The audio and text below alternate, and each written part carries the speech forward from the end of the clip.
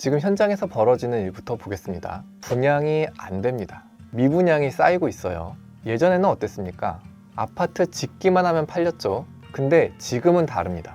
가격은 이미 너무 올라갔고 금리는 여전히 높은 수준입니다. 사람들이 안 사는 게 아니라 못 사는 상황이 된 것입니다. 이게 핵심이에요. 건설사는 어떻게 움직이냐? 아파트를 먼저 짓고 나중에 파는 구조가 아니라 돈을 빌려서 먼저 시작하는 구조죠. 여기서 등장하는 게 오늘의 핵심인 부동산 PF입니다. 부동산 PF, 어렵게 들리죠? 근데 진짜 쉽게 설명해 보면 이겁니다. 이 땅에 건물을 지으면 돈을 벌 수 있을 것 같으니까 미리 돈을 빌려서 시작하는 구조인데요. 예를 들어 보겠습니다. 어떤 건설사가 있습니다. 여기 아파트를 지으면 1조 원 벌겠다, 이렇게 계산을 해요. 근데 문제는 뭐냐? 돈이 없어요. 그래서 금융기관에 갑니다. 이 사업 성공하면 돈 벌 수 있으니까 미리 돈 좀 빌려주세요. 이게 PF입니다. 즉 현재의 돈이 아니라 미래의 수익을 담보로 해서 돈을 빌려오는 구조입니다. 여기까지는 괜찮아 보이죠? 문제는 딱 하나입니다. 그 미래가 실제로 오느냐?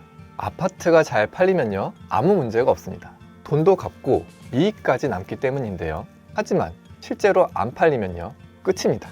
왜냐하면 PF는 이미 돈을 빌린 상태에서 시작하는 구조라서 수익이 안 나면 바로 부실로 이어질 수 있는 구조이기 때문입니다. 이게 일반 대출이랑 완전히 다른 점이에요. 지금 한국 상황이 딱 이겁니다. 예전과 너무 달라졌습니다. 아파트가요, 안 팔립니다. 미분양이 쌓이고 있고요. 그러면 어떤 일이 벌어지냐? 건설사가 돈을 못 갚습니다. 여기서 끝이 아닙니다. 문제는 그 돈을 빌려준 쪽입니다. 건설사에 돈 빌려준 건 어디냐? 은행도 있지만요, 더 위험한 곳은 따로 있습니다. 바로 증권사, 저축은행, 캐피탈입니다. 이 금융기관들은 PF에 굉장히 깊게 들어가 있습니다. 금융기관은 토지를 담보로 PF를 일으키기 때문에 위험은 크지 않지만요, 대출 비율이 높아지거나 후순위 담보로 들어가게 되면 위험이 커집니다. 위험한 걸 왜 하냐? 수익이 높거든요. 위험한 대신 이자가 높습니다. 이제 구조가 보이죠? 정리하면 이겁니다. 건설사, PF 대출, 금융기관, 이게 하나로 묶여 있습니다. 그래서 건설이 무너지면 단순히 건설사 몇 개 망하는 문제가 아니라 금융 시스템이 바로 전이됩니다. 이게 진짜 무서운 부분입니다. 그럼 경기 안 좋을 때 건설 안 하면 되는 거 아니냐? 그런데요, 건설은 사이클이 매우 깁니다. 따라서 건설사들은 경기에 미리 대응하기가 아주 어렵습니다. 지금 일부 중소건설사들 이미 줄도산할 수 있다는 우려가 나오고 있습니다. 이건 시작입니다. 왜냐하면 큰 건설사는 버티고 있지만 중소건설사부터 먼저 무너지거든요. 경제는 항상 이렇게 무너집니다. 작은 곳부터 큰 곳 순서로요. 이제 다음 단계로 넘어갑니다. 금융입니다. 건설사가 돈을 못 갚기 시작하면 금융기관은 어떻게 되냐? 바로 부실 채권이 쌓이게 됩니다. 부실 채권이 늘어나면 금융기관은 두 가지 중 하나를 선택해야 합니다. 손실을 인정하거나 아니면 버티는 거죠. 지금 우리 상황이요, 아직 겉으로는 조용합니다. 근데 안에서는 PF 리스크가 계속 쌓이고 있어요. 그리고 이게 터지는 순간 다음 단계가 시작됩니다.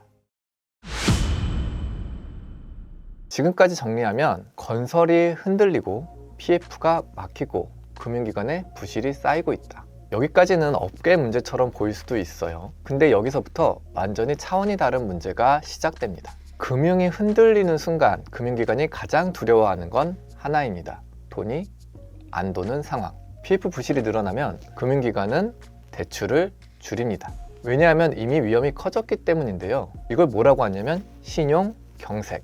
쉽게 말하면 이겁니다. 돈은 있지만 안 빌려준다. 이게 시작되면 어떤 일이 벌어지냐? 건설사만 문제가 아니라 기업도 돈을 못 빌리고 자영업자도 대출이 막히고 개인도 자금 조달이 어려워집니다. 즉 경제 전체에 피가 안 도는 상황이 되는 겁니다. 여기서부터 체감이 시작됩니다. 기업들이 먼저 반응하는데요. 가장 먼저 하는 게 뭐냐? 투자 중단이죠. 공장 확장을 안 합니다. 신규 사업도 안 하고요. 채용도 줄여야 되겠죠. 그리고 그 다음 단계이자 실물 경제의 직격탄인 비용 절감 차례가 옵니다. 여기서 결국 나오는 게 뭐냐? 구조조정입니다. 이게 왜 중요하냐? 지금까지는 건설 문제, 금융 문제였죠.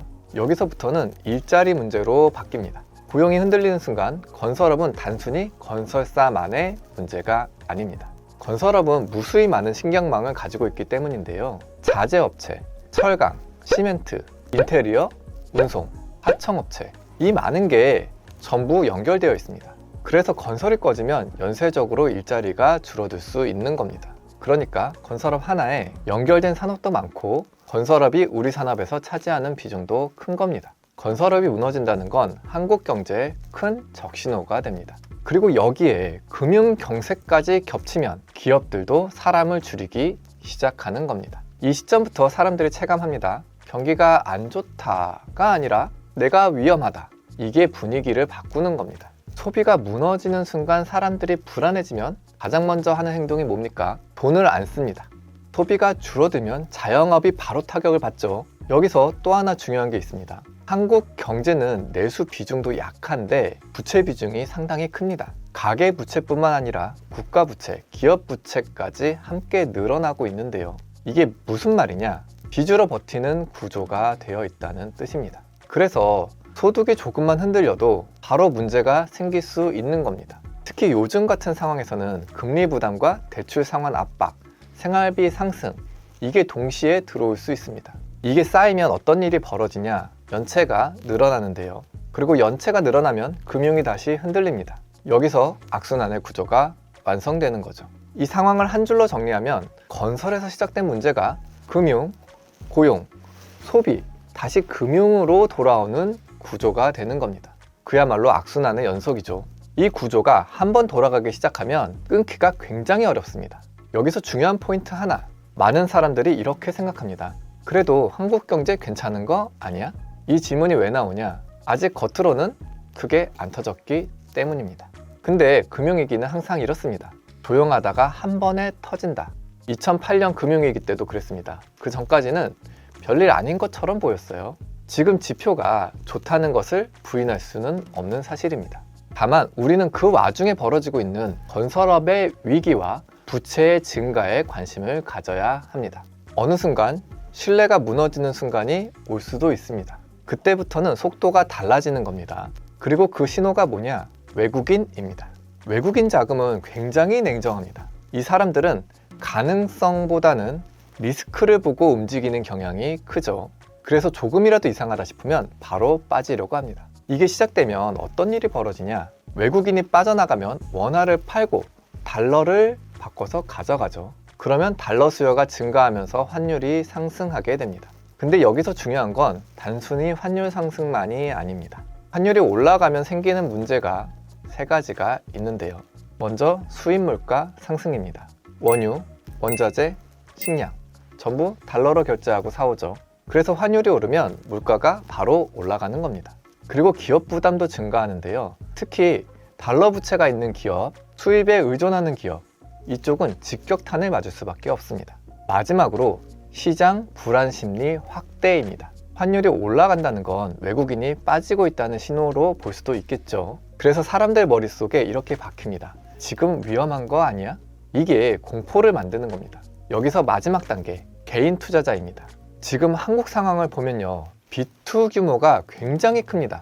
이 상태에서 주가가 흔들리고 환율 올라가고 금리 부담 커지면요. 어떤 일이 벌어질까요? 반대 매매가 일어나는 겁니다. 주식이 강제로 팔려요. 이게 터지면 시장이 한 번 더 내려갑니다. 이게 반복되면 패닉셀이 되는 거죠. 여기까지 연결하면 악순환 구조의 완성이 되는 겁니다. 따라서 건설 붕괴는요, 단순히 건설업만의 붕괴를 의미하는 게 아니라 PF 부실, 신용 경색, 기업 투자 축소, 거기에 이어진 고용 악화와 소비 감소까지, 거기에 나아가 외국인 이탈과 환율 상승 모두 올 수 있는 겁니다. 이게 지금 한국 경제가 조심해야 하고 꼭 피해야 하는 상황입니다. 그리고 가장 중요한 건 이겁니다. 아직 본격적으로 터지지 않았다는 것. 하지만 지금이 초기 단계일 수도 있다는 겁니다. 초기에는 누구나 체감하기 어렵죠. 하지만 금융위기는 체감을 시작했을 때는 이미 늦습니다. 그래서 더 위험한 것이고요. 우리는 시장이 주는 작은 신호에 더 주의해야 하는 겁니다. 여기까지 들으면 이런 생각이 들 수도 있습니다. 그래도 정부가 막으면 되는 거 아니야? 돈 풀어서 살리면 되는 거 아니야? 맞습니다. 이론적으로는 가능한 얘기죠. 근데 문제는 경제가 그렇게 쉽지만은 않죠. 하나를 막으려 하면 다른 데서 터지는 구조인 겁니다. 이 구조를 어떻게 잘 풀어가느냐입니다. 정부가 통화량과 관련해서 선택할 수 있는 선택지는 두 개죠. 하나는 돈을 푸는 것이고요. 다른 하나는 그냥 두는 것입니다. 근데 이 두 개가 둘 다 문제입니다. 돈을 풀면 어떻게 되냐? PF가 터질 것 같으니까 정부가 돈을 넣어서 막는다. 이건 이미 과거에도 했던 방식입니다. 유동성이 공급되고 보증 확대되고 금융 지원되고 이런 방식으로 건설사와 금융을 살려놓는 거죠. 근데 여기서 문제가 발생합니다.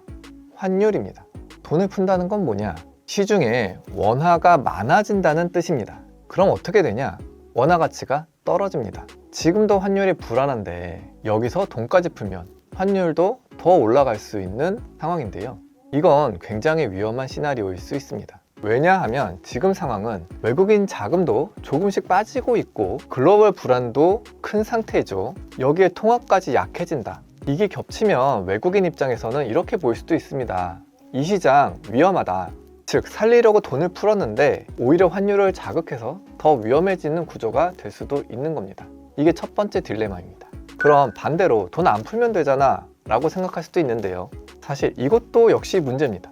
PF는 구조상 돈이 끊기면 쉽게 무너질 수 있습니다. 건설사는 자금이 막히고 프로젝트는 중단되고 지체 상금은 쌓여가죠. 연쇄부도가 시작될 수도 있습니다. 그러면 건설사의 줄도산, 금융기관의 부실 확대, 나아가 신용경색의 심화, 이게 연이어 터질 수 있는 겁니다. 결국 돈을 안 풀면 바로 터지고 돈을 풀면 나중에 더 크게 터지고 이럴 수 있는 위험한 구조, 그것이 경제정책이 어려운 이유입니다.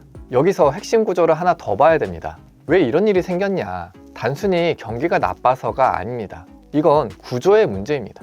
한국 경제의 구조적 특징이라면 한국은 다른 나라랑은 다르게 부동산 중심의 성장 구조를 가지고 있다는 겁니다.